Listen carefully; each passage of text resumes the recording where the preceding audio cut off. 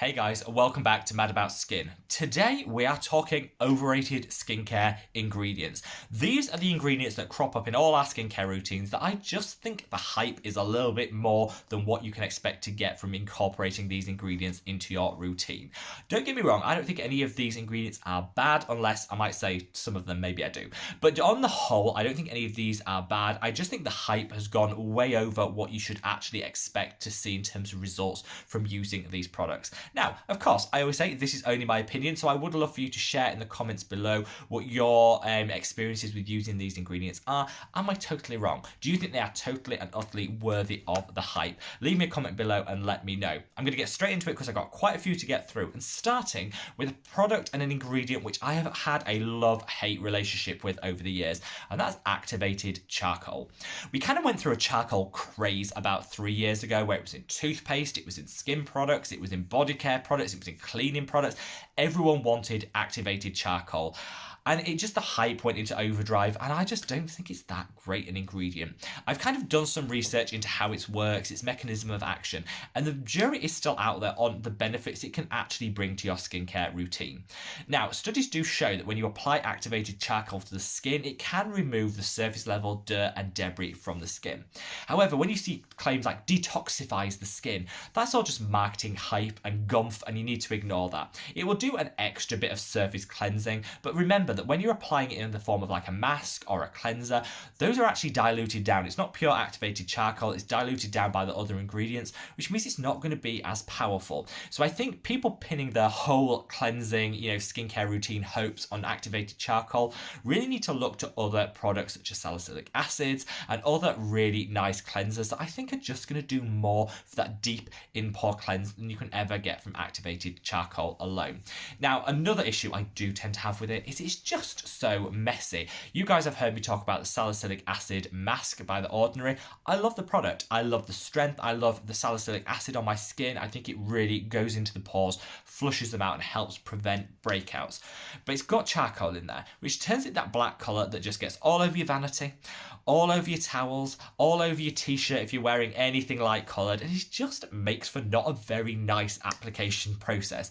I think it would be much better if they took out that activated charcoal, get rid of it. It's in there because of the hype and because people buy into it. Take it out, just do a really nice salicylic mask. We'll all enjoy it more. It'll still have the great benefits, and we can just give a pass to charcoal in 2021.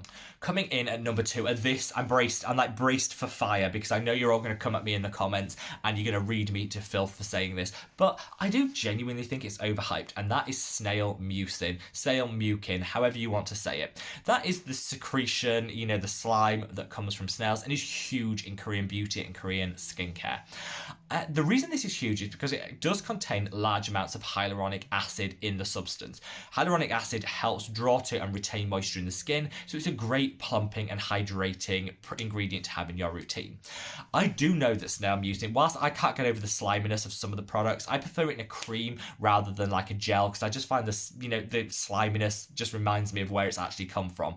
So if you can get over that, it can deliver great hydrating benefits. But the reason why I think it's overhyped is because A, it's not vegan, and some people do have some issues with how it's harvested. So actually just reach for a hyaluronic acid. Get a really good hyaluronic acid in your life, and it will do pretty much the same thing, but it hasn't come from snails and that snail slime, which I just find a little bit grim. I would reach for the multi-molecular hyaluronic complex by Neod, which is way more hydrating and way better than snail mucin products will ever be. And some of the hype around this says it will help brighten and lighten the skin.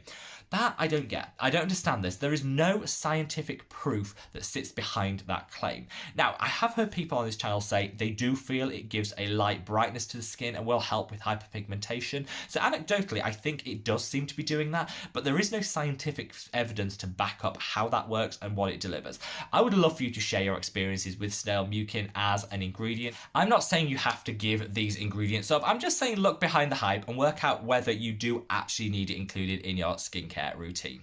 Coming in at number 3 is something which exploded about 2 years ago and has calmed down a little bit since then. I think the hype and the overhype has calmed down a little bit, but it's still ever present, and that is CBD skincare. Cannabis skincare, whatever you want to call it. This is the idea that cannabidiols, which are from the traditional CBD products, contain cannabidiols, which some studies have shown can reduce inflammation inflammation in the skin.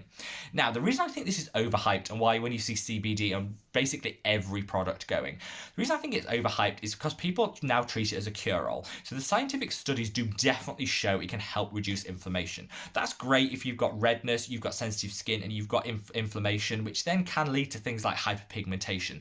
So using it to treat that could be a really good option for you. However, now people say, you know, it helps to brighten the skin, it'll help to hydrate the skin, it will help to firm the skin, it's anti-aging, it just does everything, and there are no scientific studies to back that up. So yes to information, just no to the rest. Also, the reason why I think this is overhyped is not all CBD skincare products are created equal. There are some really good high quality manufacturers of CBD skincare out there. I don't try that many of them, but I will link a few that I do rave and recommend in the description box below, so check those out. There are some ones that have fantastic formulations. However, a lot of them put a tiny fraction of the ingredient in there and then can plaster it all over for marketing purposes, and you're not actually going to get any of the benefits. So I think more so than any other active ingredient in skincare, you need to really think about who you're purchasing your product from when it comes to CBD oils and CBD in skincare. Now, number 4 is expensive and overpriced moisturisers.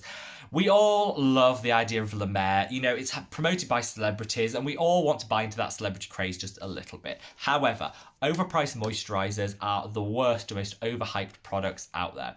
The reason I say this is because you're charging so much money for such a simplistic product, you actually have to justify that in some way to differentiate your product from other products on the market. Usually that's done by adding fragrance to a product. You know, the unique scent that you associate with that brand allows them to differentiate from the other drugstore options which are available. I don't hate fragrance in skincare, but I don't think you need it in a moisturiser. You know, this is a leave-on product, so if you're prone to sensitivity, I think a fragrance-free moisturiser is just a better option. Another way that companies justify that bougie price tag when it comes to moisturisers is by throwing in lots of oils. Now, oils can be super hydrating, but you need to choose the right one for your skin type. I did a whole video on this, which I'll leave a link to up there, to check out the right facial oil for your skin type. Traditionally, expensive moisturisers blend these oils together, so you don't really know what you're getting in terms of the ingredients, and so for someone like me who has oily or acne-prone skin, this is a nightmare. You put the wrong facial oil on and you will be a breakout within like 24 hours. Nobody wants that in their life, especially if you're paying a super expensive and luxury price tag. So I would say let's just ditch the expensive moisturisers. Invest that money in the other steps in your skincare routine, which I do think are worth the money. The serums, you know, always pay a little bit more for some serums if you think you're going to get the added benefit. You know, this is a really good step to include a little bit of a higher price tag. For moisturisers, just reach for something simple. If it can incorporate an active ingredient at a fair price, absolutely great. That could cut down in the steps in your skincare routine. Some of my favourites I'll leave links to below, from Face Theory, The Ordinary, really great affordable moisturisers out there. Put down the La Mer, step away from the bougie moisturisers and invest that money in other steps in your skincare routine. Number 5 has to be the overhyped, expensive cleansers. So cleansing is a really important step in your skincare routine. You know, it's going to prep the skin, get rid of all that dirt, the debris, SPF, the old stuff on your skin that you don't want your really good serums to have to fight through before they can do some work.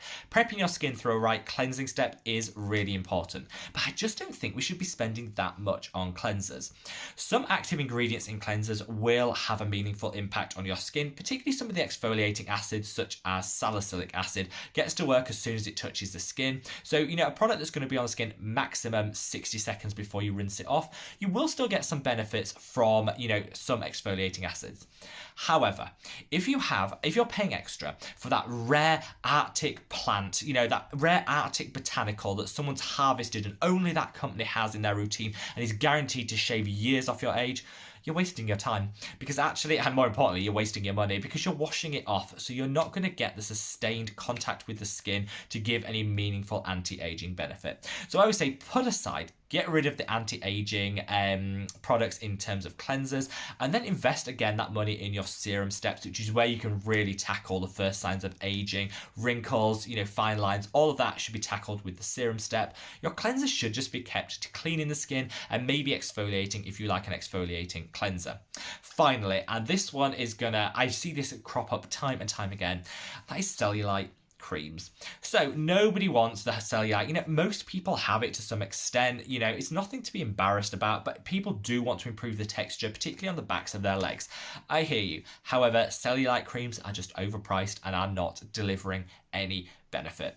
There are very few things that are clinically proven to tackle and treat the appearance of cellulite. Number one is massage. So if you're not massaging the area, either using, you know, a brush, a massage tool, or your hands, then actually you're wasting your money, because that should be your go-to first step. Beyond that, there are some scientific studies that show that massage coupled with caffeine can actually help to increase circulation in the area and reduce the appearance of cellulite.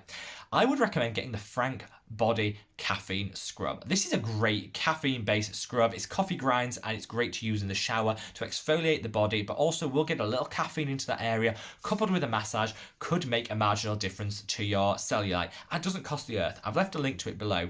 That would be something I would genuinely look to incorporate in your routine if you do want to improve the appearance of the backs of the legs.